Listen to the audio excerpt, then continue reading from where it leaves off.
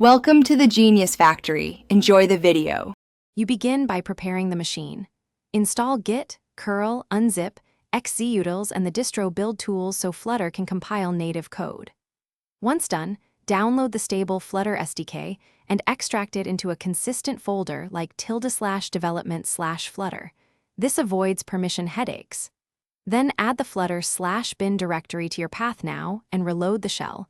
Run Flutter Doctor to start the validation. The doctor tells you the exact missing pieces, so you know what to install next and why each tool matters. You now install and configure Android components because Flutter needs the SDK and platform tools to build and run APKs. Make sure to set Android Home or Android SDK root and add platform tools to path so ADB and SDK Manager are available system-wide. Once configured, use SDK Manager to install a platform and system image.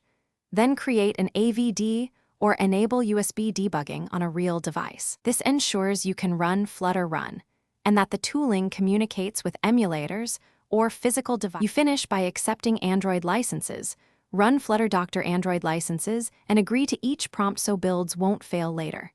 If you target Linux desktop, install required libraries such as lib3-0 and other distro-specific packages so the Flutter desktop shell runs.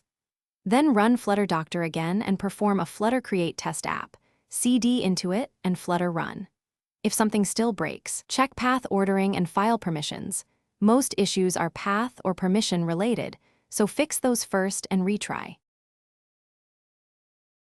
Thanks for watching. If you found this helpful, don't forget to like and subscribe.